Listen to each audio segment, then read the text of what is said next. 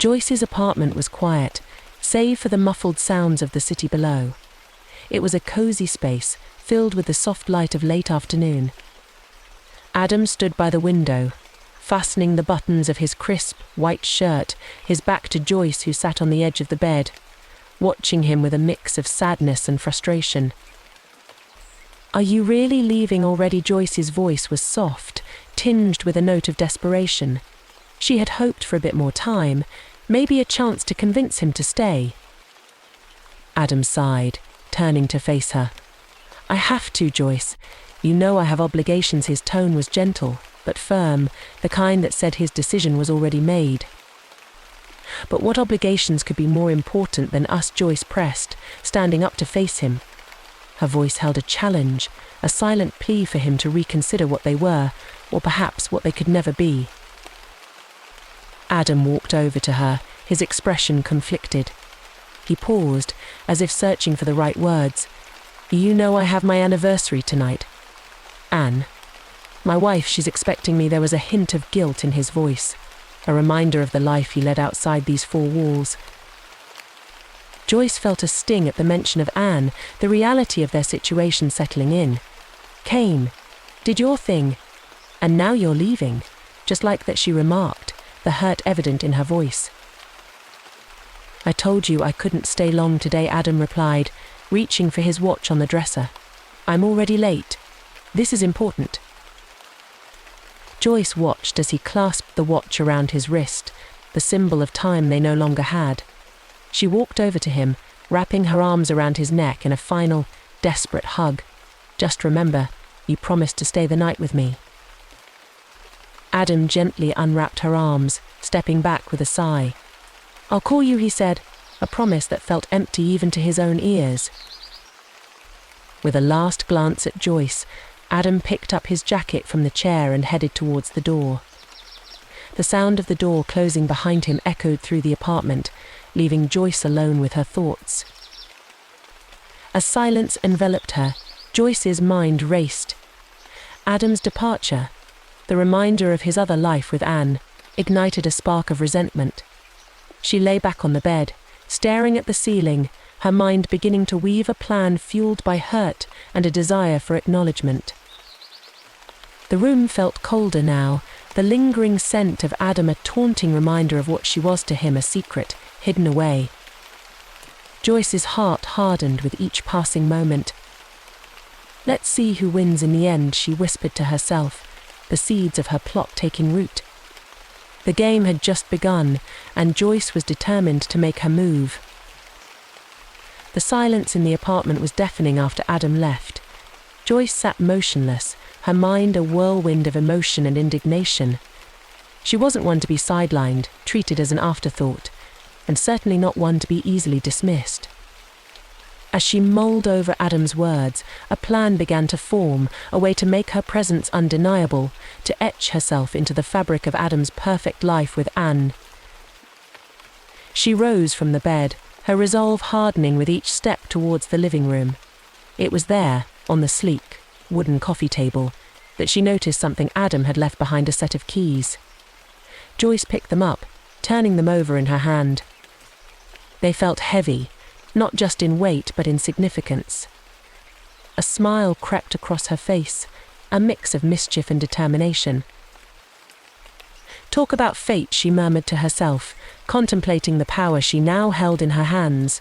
The keys were her unintended invitation, a way to insert herself into the picture-perfect scene she had been excluded from.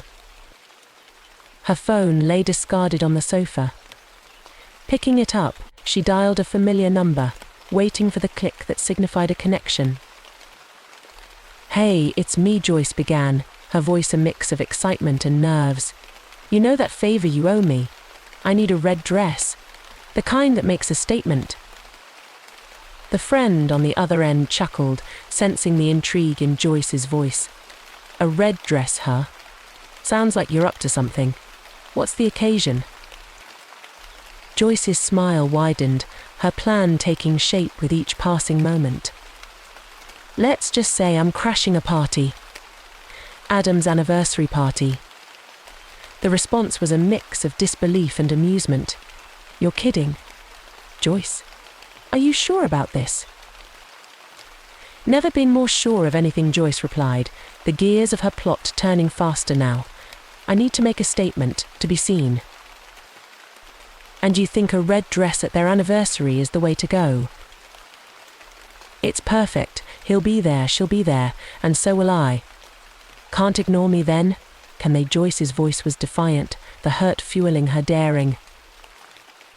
Her friend sighed, the sound carrying a note of resignation. All right, I'll help you. But Joyce, be careful. This sounds like playing with fire. Joyce laughed, the sound brittle. Honey, I'm not playing with fire. I am the fire. The plan was simple yet audacious. She would attend Adam and Anne's anniversary party uninvited, a spectre from Adam's other life invading their celebration. The red dress would be her armor, her declaration of war against the invisibility imposed upon her. Joyce felt a surge of empowerment at the thought. She was tired of being the secret, the shadow in Adam's life. It was time for Joyce to step into the light, consequences be damned. As she ended the call, Joyce felt a mix of anticipation and apprehension. This was her moment, her gamble. She was staking her claim, not just on Adam but on her right to not be overlooked. The night of the party would be a turning point, one way or another. Let the games begin, Joyce whispered to the empty room, a sense of foreboding mingling with her resolve.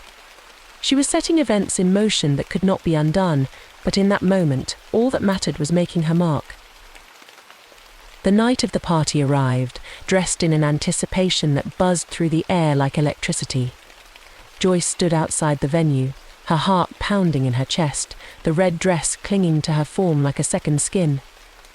It was bold, impossible to ignore, a vibrant statement against the night. Taking a deep breath, she stepped inside, her eyes scanning the room for Adam and his wife, Anne. The party was in full swing, with laughter and music filling the air. Joyce weaved through the crowd, her presence turning heads, the red dress doing exactly what it was intended to do, make her stand out. And then she saw him. Adam, looking dapper in a suit, his attention fully on the woman beside him. Anne. Even from a distance, Joyce could see she was beautiful, graceful in a way that made Joyce's stomach twist. Adam's laughter reached her ears, a sound she had come to cherish in their stolen moments together. But here it belonged to Anne. Joyce felt a surge of something bitter at the realization, her resolve hardening. She moved closer, her eyes locked on the couple, unnoticed for the moment. Suddenly their laughter was interrupted by a touch on Adam's shoulder. He turned, and his eyes widened in shock upon seeing Joyce. "What are you doing here?" he hissed, pulling her aside, away from curious eyes. "Couldn't miss your big day," Joyce replied, her voice dripping with sarcasm. "Wanted to see what I was missing out on." "This isn't a joke, Joyce. You shouldn't be here," Adam said, his voice a mix of anger and desperation. "And why not?" "Afraid I'll spoil your perfect little picture," Joyce challenged, her gaze unwavering. Adam glanced nervously around, aware of the attention they were starting to attract. "Please, just leave. We'll talk about this later." But Joyce wasn't about to back down. "Oh, I intend to," she said, her voice low. "But first I want to meet her. Your beloved Anne." Before Adam could stop her, Joyce stepped around him, her eyes searching the crowd for Anne, who had moved a few steps away, her expression one of confusion and concern. "Anne, right," Joyce said, extending her hand, her tone feigning politeness. Anne looked from Joyce to Adam, a frown marring her features. "I'm sorry, do we know each other?" "Oh, we have a mutual friend," Joyce said, glancing at Adam with a smirk. Adam intervened, his voice firm. "Joyce was just leaving, weren't you?" Joyce met his gaze, her eyes cold. "Oh, I'll leave, but not before everyone knows just how much of a liar you are, Adam." The threat hung in the air, a promise of chaos. Adam reached for Joyce's arm, trying to guide her away, but she shook him off, her anger boiling over. You think you can just discard people when you're done with them? Well, not this time, Adam. This time you're going to face the consequences. The confrontation had drawn the attention of nearby guests, whispers beginning to spread like wildfire. Anne stood there, a mix of shock and realization dawning on her face as she looked between Joyce and Adam, the pieces falling into place. Adam's voice was a plea now. Joyce, please. Let's not do this here. But it was too late. The damage was done, the perfect facade cracking under the weight of unsaid truths. Joyce, with one last scornful look at Adam, turned and walked away, the red dress a blazing trail of defiance. As she left, the party continued around her, but the atmosphere had shifted. The night was no longer a celebration, but a battlefield where hidden truths came to light, leaving nothing the same in their wake. The confrontation had left the party in a state of subdued murmur, like the quiet before a storm. Anne, still standing amidst the confusion, felt her world tilt on its axis. She couldn't quite grasp the full extent of what had just transpired, but the fragments she caught were enough to send a chill down her spine. Adam approached her, his face a mask of regret. Anne, he began, but Anne raised her hand, stopping him mid-sentence. Save it, Adam. I need a moment, Anne said, her voice barely above a whisper. She turned away, seeking refuge from the suffocating atmosphere of the party, her mind racing with questions she wasn't sure she wanted answers to. Finding a quiet corner, she dialed her friend Lisa, the one person she knew she could count on in moments like this. Lisa, it's me. I need you, Anne managed to say before her voice broke, the weight of her emotions threatening to crush her. Anne, what's wrong? You sound terrible, Lisa's concerned voice came through the phone. It's Adam. There's someone else, Anne choked out, the reality of her situation sinking in with each word.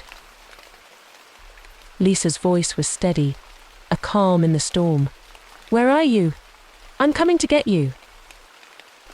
I'm at the party. Our anniversary party, Anne said, the irony of the situation not lost on her. Don't move. I'm on my way, Lisa replied, her tone leaving no room for argument. As Anne waited for Lisa, she replayed the evening's events in her mind. The confrontation, Joyce's defiant stance, Adam's guilty face, it all painted a picture she couldn't deny. When Lisa arrived, Anne barely managed to hold herself together, the facade crumbling the moment she saw her friend. Let's get out of here, Lisa said, wrapping an arm around Anne, guiding her away from the party, away from the shards of her broken heart. Once in the car, the floodgates opened, and Anne poured out her heart, the betrayal, the hurt, and the confusion. Lisa listened, offering a shoulder to cry on, a beacon of support in Anne's darkest moment. Anne, listen to me, Lisa said once the initial storm of emotions had passed. This isn't the end for you. It's a painful chapter, yes, but it's not the entire story. You're strong and you'll get through this. Anne looked at her friend, the words barely registering. What do I do now, Lisa? How do I get past this? One step at a time, Anne. For now, you focus on getting through tonight. Tomorrow, we start figuring out the rest. You're not alone in this, Lisa said, her words a lifeline for Anne. The drive to Lisa's place was a blur for Anne, the events of the evening playing on a loop in her mind. She felt adrift, untethered from the life she thought she knew. But amidst the turmoil, Lisa's presence offered a semblance of stability, a reminder that even in the darkest times, she wasn't alone.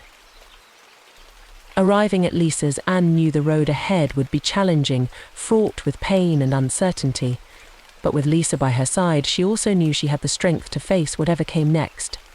Tonight was about survival. Tomorrow, she would start to rebuild. The morning after the party was a somber affair. The sun's rays did little to dispel the gloom that had settled over Anne's heart. After a restless night on Lisa's couch, tormented by dreams of betrayal and whispered conversations, Anne found herself grappling with the reality of her shattered world. "I need to go home, Lisa. I need to. Face whatever is waiting for me there," Anne said, her voice steadier than she felt. Lisa, who had been a silent source of strength through the night, nodded understandingly. "I'll come with you," she offered, her presence a comforting assurance. "No, I need to do this alone. But thank you, Lisa, for everything," Anne replied, gathering her courage like a mantle around her shoulders. The drive back to the house she had shared with Adam was a journey filled with dread. Each turn of the wheel brought her closer to confronting the remnants of her broken marriage. As she pulled into the driveway, her heart felt heavy, the familiar sight of home now a symbol of her deepest pain. Steeling herself, Anne entered the house, half expecting, half fearing to find Adam waiting to confront her. But the silence that greeted her was almost worse. The air was heavy, laden with unspoken words and the ghost of yesterday's revelations. "Adam," Anne called out, her voice echoing through the stillness. No response came, adding to the growing unease in her stomach. She made her way through the house, each room a tableau of their life together, now tainted by betrayal. Finally, she reached their bedroom. The door was ajar, a sliver of light spilling into the dim hallway. Pushing it open, Anne stepped inside, her breath catching in her throat at the sight that greeted her. Adam lay on their bed, too still, too quiet. A bottle of pills was spilled across the nightstand, a silent testament to the finality of his choice. Anne rushed to his side, her hands trembling as she reached for him, hoping against hope for some sign of life. But it was too late. The realization hit her like a physical blow, knocking the breath from her lungs. In a daze, Anne pulled out her phone, her fingers numb as she dialed the emergency number. The operator's voice was a distant buzz in her ear, her own voice sounding foreign as she reported the scene before her. The minutes that followed were a blur of activity. Paramedics arrived, their efforts futile. The police followed, their questions a barrage that Anne answered mechanically, her mind still grappling with the shock. "Ma'am, can you tell us when you last saw your husband?" one of the officers asked, his notebook ready. "Last night. At our anniversary party. We had a fight," Anne managed to say, the words tasting like ash in her mouth. "Did anyone else see this fight? Can anyone corroborate your story?" The question was gently posed, but to Anne it felt like an accusation. Yes, there were witnesses. And someone else. Joyce. She knew about us. About the problems, Anne said, the name bringing a fresh wave of anguish. The officers exchanged glances, their pens moving steadily as they took down her statement. They spoke of procedures, of investigations, but Anne heard none of it. She was lost in a sea of grief and guilt, wondering if things could have been different if she acted sooner. As the officers left, promising to be in touch, Anne was left alone in the house that no longer felt like home. The silence was a heavy cloak around her shoulders, the reality of Adam's death a wound that refused to heal. Sitting on the edge of the bed, Anne allowed herself to grieve, not just for Adam, but for the life they had shared, for the future they would never have. The path ahead was unclear, fraught with challenges and uncertainties. But for now, she allowed herself to mourn, to remember, and to regret. In the days following Adam's tragic death, the atmosphere around Anne felt like it was suspended in a thick fog of disbelief and sorrow. The initial shock had barely worn off when the police started their investigation, transforming her grief into a gauntlet of suspicion and scrutiny. Detective Harris, a man with a stern face softened by compassionate eyes, led the investigation. He arranged to meet Anne at the station, where the cold, sterile environment did nothing to ease her tension. "Mrs. Thompson, I understand this is a difficult time for you, but we need to clarify a few details about the night of your husband's death, Detective Harris began, his voice firm yet gentle. Anne nodded, her hands clasped tightly in her lap to stop them from trembling. I'll help in any way I can, she managed to say, her voice barely above a whisper. Can you walk me through what happened at your anniversary party? Harris asked, pen poised over his notepad. Anne recounted the evening, her voice faltering as she described the confrontation with Joyce. She felt a pang of guilt, wondering if their public argument had driven Adam to his desperate act. And after the party? What did you do? Harris's inquiry pulled her back to the moment. I left. I couldn't stay there, not after. Everything. I went to my friend Lisa's place, Anne explained, her gaze fixed on her hands. Did anyone see you leave? Can anyone besides Lisa confirm your whereabouts for the rest of the night? Harris pressed, his eyes searching hers for any hint of deception.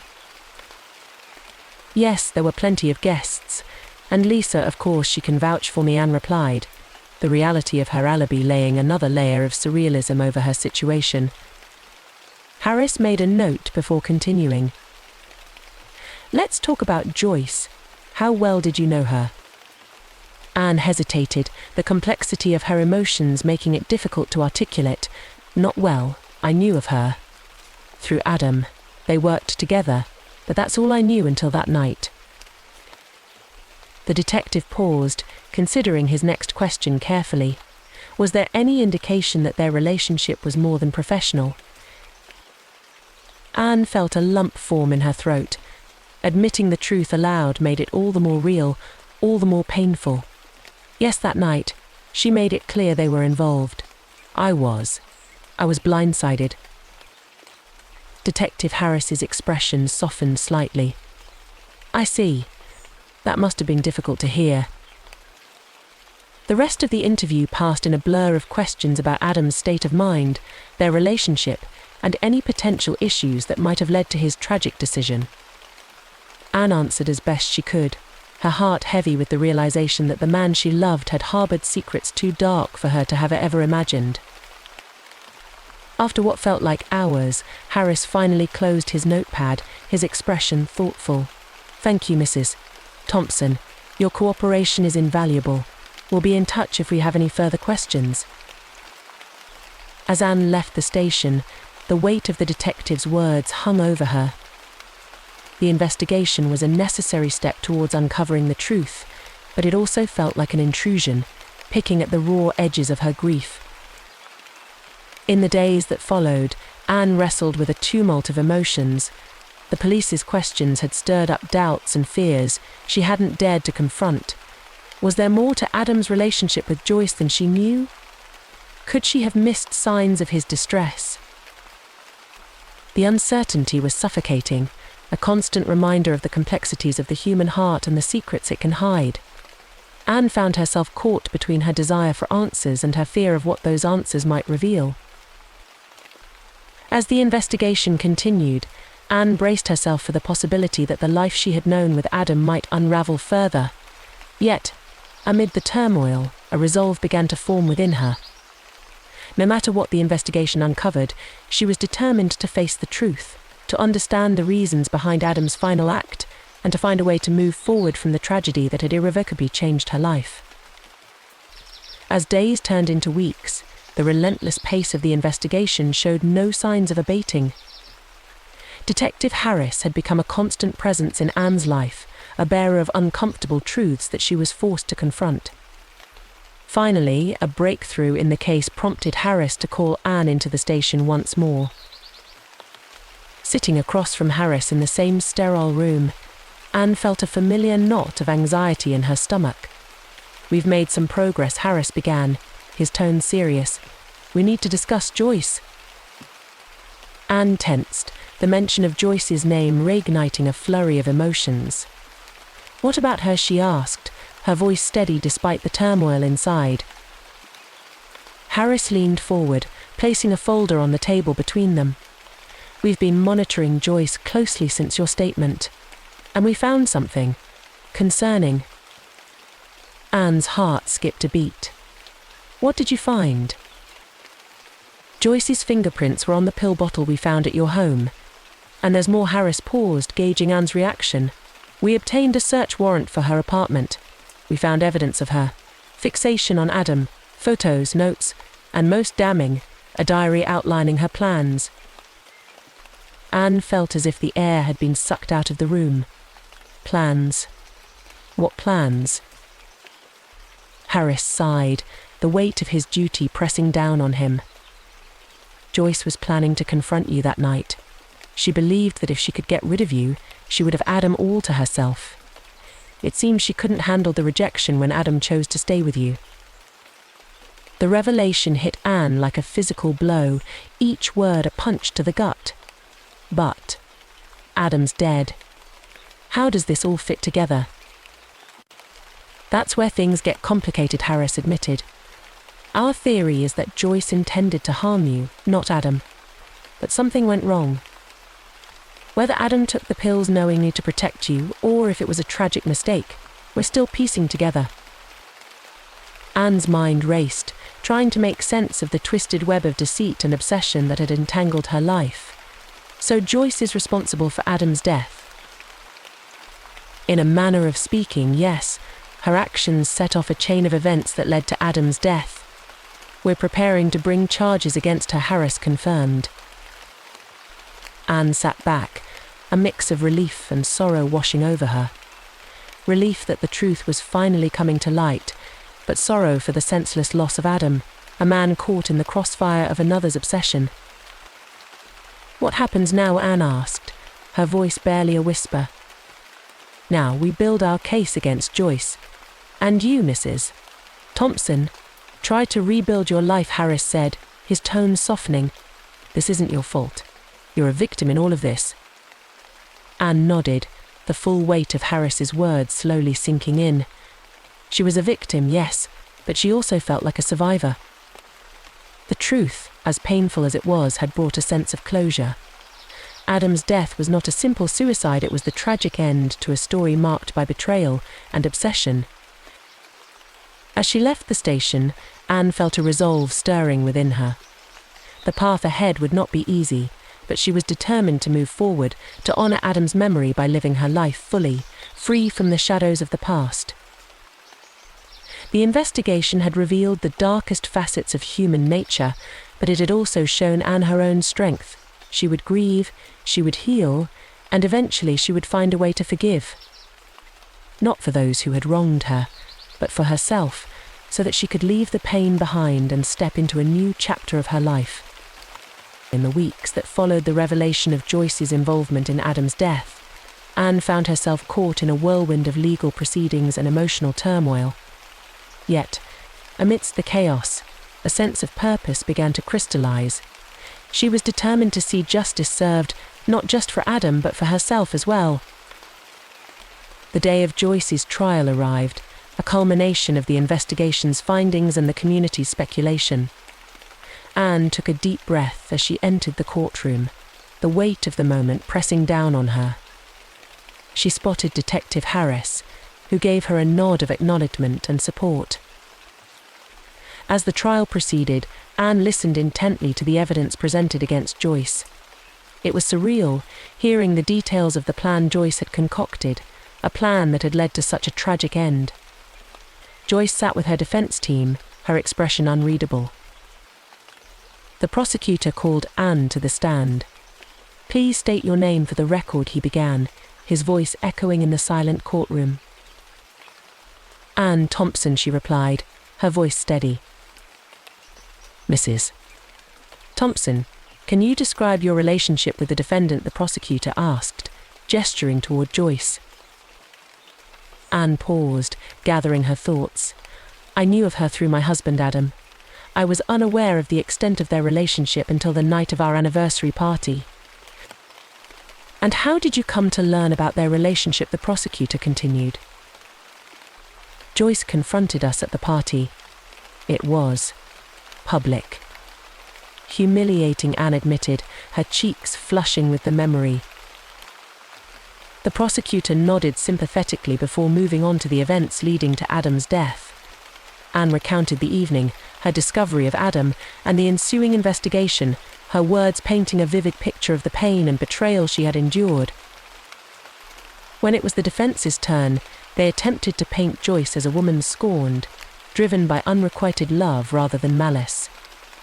Joyce herself took the stand, her testimony a mix of apologies and excuses.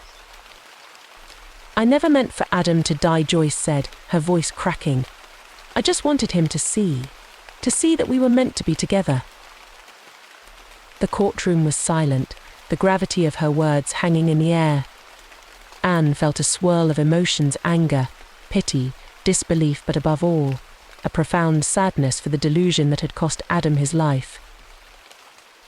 In the end, the jury needed little time to deliberate. The evidence was overwhelming, and Joyce was found guilty of manslaughter and sentenced to prison. As the judge announced the verdict, Anne felt a mix of relief and emptiness. Justice had been served, but it did nothing to fill the void Adam's death had left in her heart. After the trial, Detective Harris approached Anne. "I hope this brings you some closure," he said, his voice gentle. Anne managed a small smile. "It's a start. Thank you, Detective Harris, for everything." As she walked out of the courtroom, Anne felt the finality of the moment. The chapter of her life marked by Adam and Joyce was closed, but ahead lay the uncertainty of a future she had never envisioned. In the days that followed, Anne took steps to rebuild her life. She focused on her work, reconnected with old friends, and sought therapy to navigate her grief. It was a slow process, filled with setbacks and small victories, but with each passing day, she felt a little stronger, a little more like herself. The reckoning had come and gone, leaving in its wake a woman forever changed by the experience. Anne had faced the darkest depths of human emotion, grief, betrayal, and loss, but she had also discovered her resilience, her capacity for forgiveness, and her ability to hope for a brighter tomorrow. As Anne looked forward, she knew the road ahead would be fraught with challenges, but she also knew she had the strength to face them. The past would always be a part of her, but it would not define her. She was ready to embrace whatever came next, to live fully and freely, and to find happiness in a world that had once seemed irrevocably broken. Months had passed since the trial, and the seasons had changed, painting the world in the vibrant hues of renewal. Anne found herself sitting on a bench in the park, a place where she and Adam had once shared countless moments of laughter and love. Now it served as a sanctuary for her thoughts, a place where she could reflect on the journey that had brought her here. Lisa, ever the steadfast friend, joined her carrying 2 cups of coffee. "Thought you might need this," she said, handing one to Anne. Anne smiled, grateful. "Thanks, Lisa. You always know what I need." They sat in comfortable silence for a while, watching as leaves danced in the gentle breeze. It was Lisa who broke the silence. "How are you holding up?" Anne took a sip of her coffee, considering the question. "I'm getting there. Some days are harder than others, but I'm learning to find peace with it all." Lisa nodded, her expression supportive. "You've come a long way, Anne. I'm proud of you." Anne's gaze drifted to the sky, a palette of blues and golds. "It's strange. After everything that's happened, I feel like I've found a strength I didn't know I had. And a clarity, too, about what I want from life and what's truly important." Lisa smiled, a glint of admiration in her eyes. "That's the Anne I know. Strong, resilient. You're an inspiration, you know that." Anne chuckled, shaking her head. "I don't know about that, but I do know I wouldn't be here without you and Detective Harris and, well, everyone who stood by me." The conversation shifted then to future plans and the possibilities that lay ahead. Anne spoke of her work, of a project she was passionate about, and of her hopes to travel, to see the world through new eyes. As the sun began to set, casting long shadows across the park. Anne felt a sense of closure. The pain and the loss would always be a part of her, but so too would the love and the memories. She had faced the darkest night and emerged into the light of a new day, stronger and more resilient than ever. Before they parted, Lisa hugged Anne tightly. "Remember, you're not alone. You've got a whole life ahead of you, and I can't wait to see where it takes you." Anne watched as Lisa walked away, feeling a profound sense of gratitude for the bonds that had sustained her. Turning back to the view, she allowed herself a moment of reflection. The journey from grief to healing had been long and fraught with challenges, but it had also been a journey of self-discovery.